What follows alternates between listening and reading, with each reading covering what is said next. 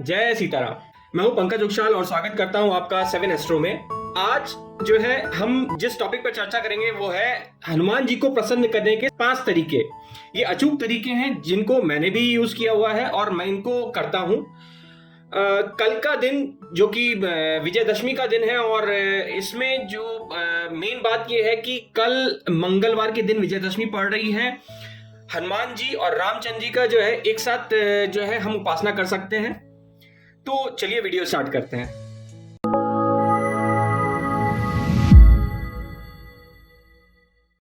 बचपन से ही जो है हमने ये पढ़ा है कि हनुमान जी बहुत ही जल्दी प्रसन्न होने वाले भगवान हैं और ये कलयुग के भगवान भी कहे जाते हैं, या फिर आप इन्हें बोलेंगे कि ये अभी भी जिंदा है, क्योंकि हनुमान जी को जो है वरदान मिला हुआ था कि आप हमेशा ही जिंदा रहेंगे।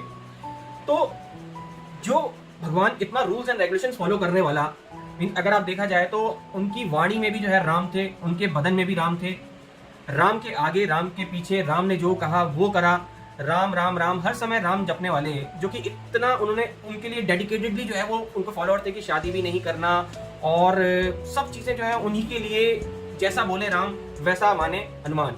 तो जो इतना फॉलो करने वाले थे वो क्या इतनी आसानी से प्रसन्न होंगे? मुझको नहीं लगता है कि हनुमान जी इतने आसानी से प्रसन्न होते हैं। और अगर आपको आसानी से प्रसन्न करना है तो सबसे पहले अपने आप को शुद्ध करना पड़ेगा। आप अपने दिमाग को शुद्ध करिए और अपने मन को शुद्ध करिए, और शुद्ध करने के बाद जो चीजें हैं हनुमान जी के लिए, जो भी आप करना चाहते हैं वो आप डेडिकेटेडली बहुत करिए। जो ये 5 तरीके मैं बता रहा हूँ ये मैंने खुद ही फॉलो करे हैं और मैंने अभी भी फॉलो करता हूँ और मुझे बहुत प्रसन्नता होती है कि हाँ ये अगर कोई फॉलो करता है या फिर, और मैंने बहुतों को बताया है ये सब चीजें और उनको असर पड़ा है। तो पहला उपाय है कि आप हमेशा जब भी आप हनुमान जी की आराधना कर रहे हो, हनुमान जी के मंदिर जाते हैं या फिर आप हनुमान जी के अगर कुछ भी बैठे हुए हों और हनुमान चालीसा पढ़ रहे हो कभी भी, तो आप ऑरेंज कलर के या नारंगी कलर के कपड़े ही पहन के करें, क्योंकि नारंगी कलर जो है वो हनुमान जी को बहुत प्यारा था।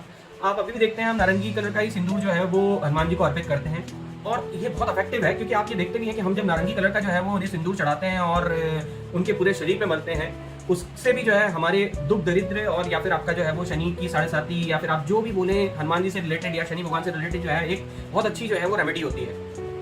तो मैं इसीलिए आपको एक रीजन ये भी है कि हाँ मैं ऑरेंज कलर के जो है वो ड्रेस आपको पहनने के लिए बोल रहा हूँ, जिससे कि आप पे भी रामचंद्र जी प्रसन्न हों या हनुमान जी प्रसन्न हों।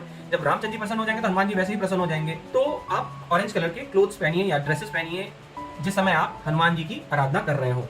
मेरा दूसरा उपाय है, जब भी आप हनुमान चालीसा पढ़ें या हनुमान बाण पढ़ें या सुंदर कांड पढ़ें, सबसे पहले जो है आप रामचंद्र जी की स्तुति बहुत करिए, राम राम राम राम जपिए।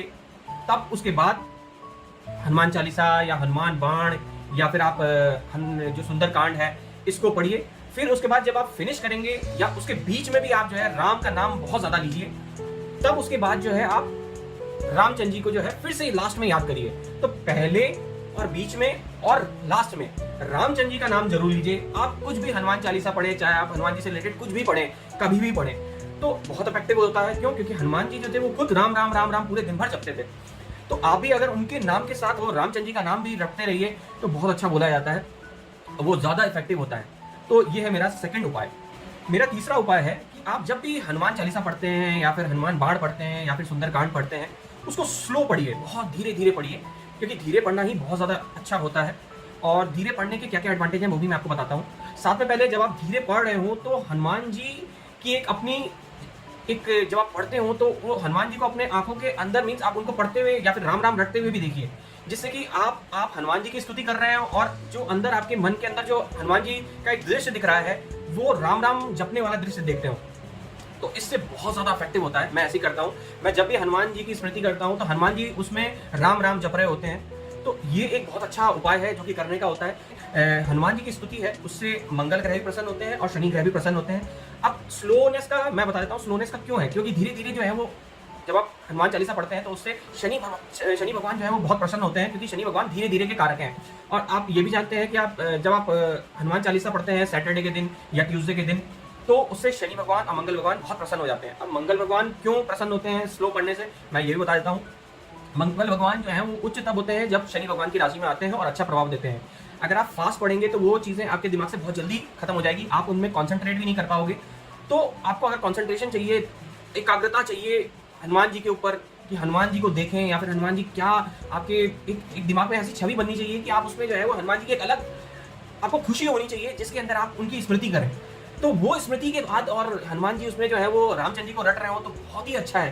तो साथ साथ में हनुमान जी जो है अगर आप प्रसन्न हो जाएं, रामचंद्र जी भी प्रसन्न हो जाएं और शनि भगवान और मंगल, ये सब ऐसे नेगेटिव ग्रह जो है वो भी प्रसन्न हो जाएं, तो क्या आप कहना फिर उसके बाद।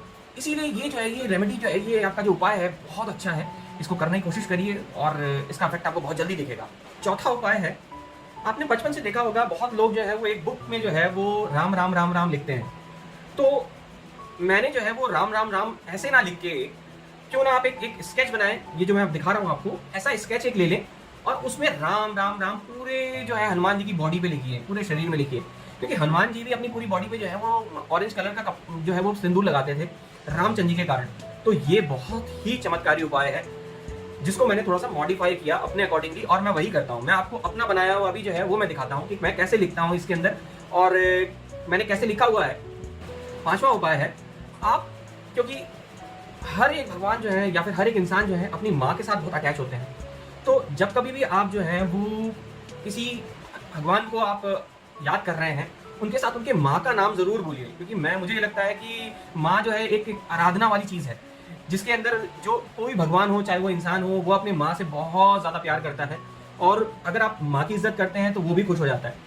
तो मुझे ये लगता है कि आप जो है वो हनुमान जी की माँ जो कि अंजनी माता, उनको भी जरूर याद करिए। उनका कोई ऐसा मंत्र ले लीजिए जो कि मैं आपको ऐसे बता रहा हूँ, ओम नमो भगवते अंजनेयाय महाबलाय हनुमते नमः, या कोई और मंत्र ले लीजिए। और भी मंत्र आपके मैं आपको यहाँ पे दिखाने की कोशिश कर रहा हूँ जो कि आपको हनुमान जी के साथ उनका नाम लीजिए। और अगर हो सके तो आप जब सोच रहे हैं तो हनुमान जी के साथ साथ आप अंजनी माता की गोद में आप हनुमान जी भी सोच सकते हैं, जिनके साथ आपको ये रहेगा कि हाँ जब आप उनका भी नाम लेंगे तो एक भगवान जो है वो भी पिघल जाते हैं जब किसी माँ का नाम लिया जाता है। तो आप इसको भी याद रखिए और इसको भी अपनी जो है आराधना में शामिल करिए। हनुमान जी के साथ जो है वो अंजनी माता का नाम जरूर लीजिए। तो ये थे मेरे 5 उपाय और मुझे सब्सक्राइब करना और बेल पे बटन दबाना ना भूलें। तो एक बार फिर से आशा करता हूँ आपको मेरा ये वीडियो पसंद आया होगा। नमस्कार।